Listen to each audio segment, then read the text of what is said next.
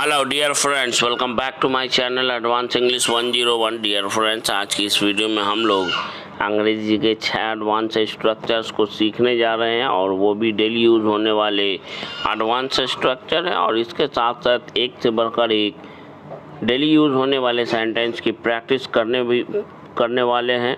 आइए देखते हैं हमारा आज का पहला स्ट्रक्चर। जब भी हमें इस तरह का सेंटेंस बोलना हो, मोहन को जिस लड़की की तलाश थी वह उसे मिल चुकी है, मुझे जिस जॉब की तलाश थी वह जॉब मुझे मिल गई है, जिस मौके की तलाश थी आ गया है या वह मौका आ गया है, जिस शांति की तलाश थी वह अभी तक नहीं मिली है, जिस शांति यानी सुकून की तलाश थी वह अभी तक नहीं मिला है।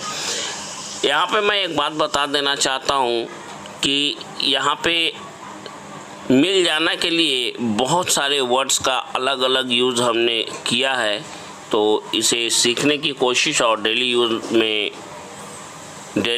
यूज़ में लाने की ज़रूर कोशिश करें। चलिए बढ़ते हैं इसके स्ट्रक्चर की ओर। इसका स्ट्रक्चर कुछ इस प्रकार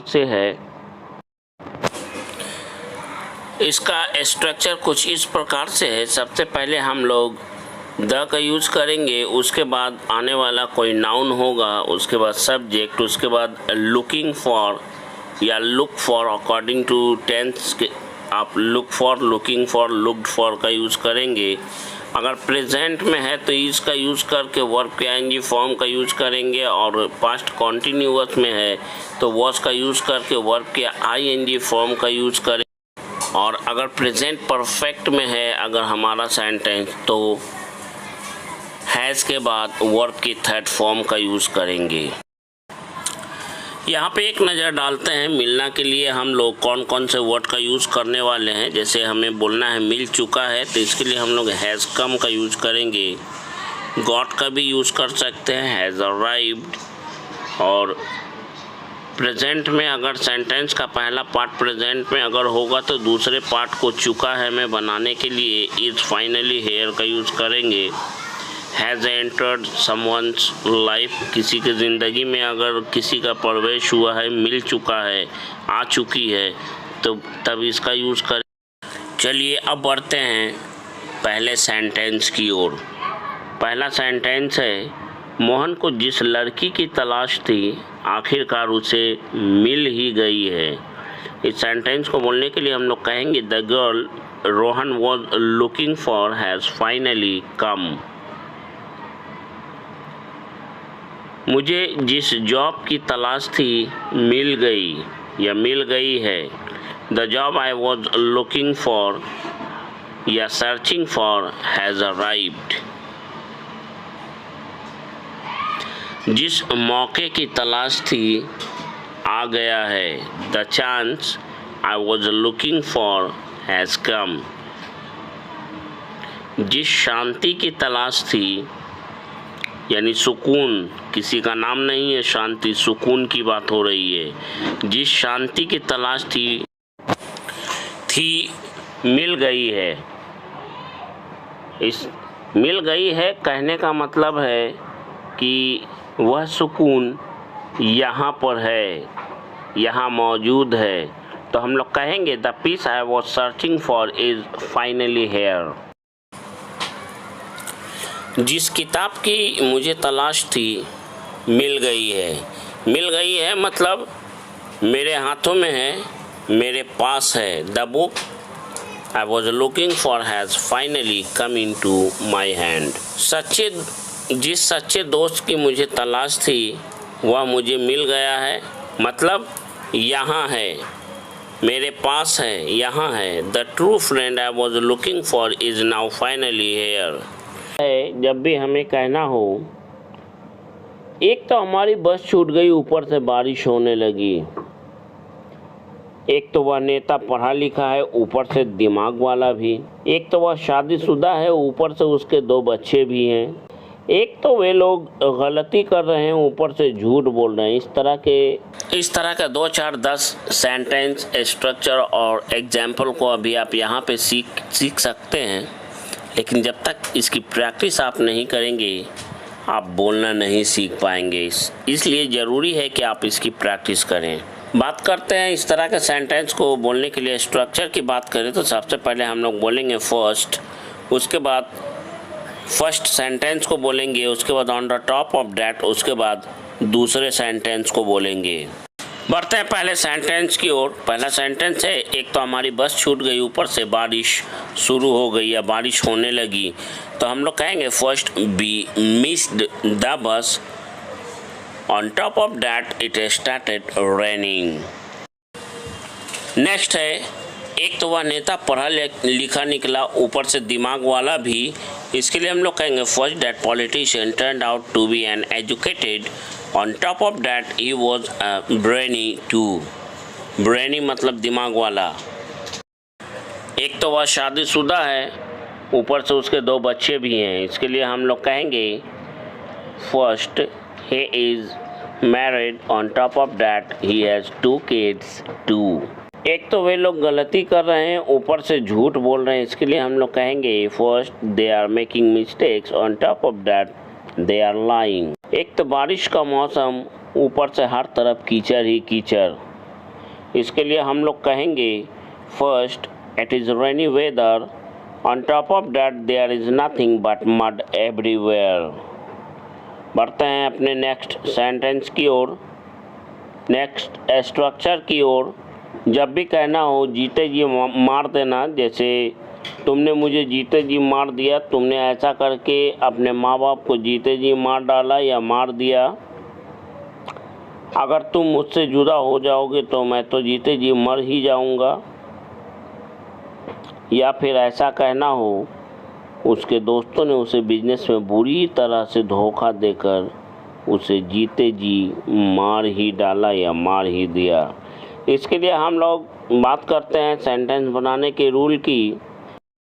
सबसे पहले हम लोग सब्जेक्ट को बोलेंगे, उसके बाद हेल्पिंग वर्ब रखेंगे सब्जेक्ट के अनुसार और टेंस के अनुसार, और उसके बाद इट जो हमारा मेन वर्ब की तरह काम करेगा, उसके बाद ऑब्जेक्ट, उसके बाद अलाइव। तुमने मुझे जीते जी मार दिया, पास्ट इंडेफिनिट का टेंस है। ईट का फॉर्म चेंज होके एट हो जाएगा। You at me alive, you at me alive. तुमने ऐसा करके अपने माँ बाप को जीते जी मार ही दिया या मार ही डाला या मार डाला। You at your parents alive by doing this या बाई डूइंग सो। अगर तुम मुझसे जुदा हो जाओगे तो मैं तो जीते जी मर जाऊंगा। If you get separated from me I will be eaten alive. उसके दोस्तों ने उसे बिजनेस में बुरी तरह धोखा देकर उसे जीते जी मार दिया। His friends betrayed him badly in business and ate him alive. That's all for today's video. Structure है, जब भी हमें कहना हो दर्द, बीमारी, आवाज़, परेशानी या किसी और चीज़ के बारे में बोलना हो, जैसे प्रदूषण, तो होगा ही। जब भी किसी चीज़ पर जोर देते हुए अगर बोलना हो, कष्ट तो होगा ही, कठिनाई तो होगी ही, दर्द तो होगा ही, गरीबी तो होगी ही, महंगाई तो होगा ही, प्रदूषण तो होगा ही। इस तरह के कई सेंटेंस अभी के बाद से आप बोलना सीखेंगे, लेकिन इसके स्ट्रक्चर को पहले देख लेते हैं। इसके लिए हम लोग कहेंगे देयर विल डेफिनेटली बी, या फिर there will certainly be, there be, surely be. उसके बाद अदर वर्ड्स का यूज़ करेंगे। जैसे हमारा पहला सेंटेंस है कष्ट तो होगा ही या तकलीफ़ तो होगी ही, there will definitely be trouble. कठिनाई तो होगी ही, there will definitely be difficulty. दर्द तो होगा ही, there will definitely be pain, there will definitely be pain. गरीबी तो होगी ही, there will definitely be poverty, there will definitely be poverty. महंगाई तो होगा ही, there will definitely be inflation. प्रदूषण तो होगा ही, there will definitely be pollution, there will definitely be pollution. शोर शराबा तो होगा ही, there will definitely be hue and cry, there will definitely be hue and cry. वहाँ आसपास में किसी न किसी का घर तो होगा ही, इसके लिए हम लोग कहेंगे there will definitely be someone's और द अदर्स हाउस अराउंड और नियर बाई देयर। बढ़ते हैं अपने नेक्स्ट स्ट्रक्चर की ओर। जब भी हमें कहना हो कोई काम करके बताता हूँ या कोई काम करके बताती हूँ, जैसे इंटरनेट पर सर्च करके बताता हूँ, ऑफ़र देख कर बताता हूँ, पापा से पूछ कर बताता हूँ, खाना चख कर बताता हूँ। कोई काम करके बताने की जब भी बात कही जाए, उससे मिलकर बताता हूँ, ईमेल पढ़कर बताता हूँ, आकर बताता हूँ। इस तरह के 1000 1 करोड़ से भी अधिक सेंटेंस अभी के बाद से आप बोलना और बनाना सीख जाएंगे। तरीका बहुत ही आसान है। इस वीडियो के अंत तक बने रहें इसे सीखने के लिए। इसे बोलने के लिए सबसे पहले हम लोग एक इसका फिक्स स्ट्रक्चर समझ लीजिए। आई विल लेट यू नो, इसका मतलब होता है मैं कोई काम करके बताऊंगा। आई विल लेट यू नो। उसके बाद आफ्टर, उसके बाद वर्ब की आईएनजी फॉर्म यानी फोर्थ फॉर्म का यूज़ करेंगे हम लोग। और ध्यान रखेंगे इस तरह के सेंटेंस में आई विल लेट यू नो, ये इतना एकदम बिल्कुल फिक्स है स्ट्रक्चर में। ये पापा से पूछ कर बताता हूँ, इसके लिए हम लोग कहेंगे आई will let you know after asking father. I will let you know after asking father. खाना खा कर बताता हूँ, I will let you know after eating food. I will let you know after eating food. I will let you no, इतना structure बिल्कुल fix है, हिलेगा नहीं, आप दिमाग में बैठा लीजिए। उनके पास जाकर बताता हूँ, I will let you know after going to him. मिलकर बताता हूँ, I will let you know after meeting. मिलकर बताता हूँ, I will let you know after meeting. अपने पापा से पूछ कर बताता हूँ या बताऊँगा, I will let you know after asking my father. Internet पर सर्च करके बताता हूँ, I will let you know after searching on internet. Offer check करके बताता हूँ, I will let you know after checking offer. I will let you know after checking offer. उससे मिलकर बताता हूँ, I will let you know after meeting. उससे मिलकर बताता हूँ, I will let you know after meeting. Email पढ़कर बताता हूँ, I will let you know after reading email. I will let you know after reading email. आकर बताता हूँ, I will let you know after coming. I will let you know after coming. Next हमारा structure है, जब भी हमें कहना हो किसी के बारे में कि केवल नाम का है या केवल कहने के लिए है, जैसे वह तो सिर्फ नाम का मेरा दोस्त है, या सिर्फ कहने के लिए वह मेरा दोस्त है, वह तुम्हारी सिर्फ नाम की बहन है, या वह तो सिर्फ कहने के लिए तुम्हारी बहन है। सिर्फ कहने के लिए वह उसका बड़ा भाई है, वह सिर्फ नाम का क्रिकेटर है, वह तो सिर्फ नाम की उसकी माँ है, या कहने के लिए उसकी माँ है। इस तरह के अभी के बाद से आप 1 करोड़ सेंटेंस को बोलना सीख जाएंगे।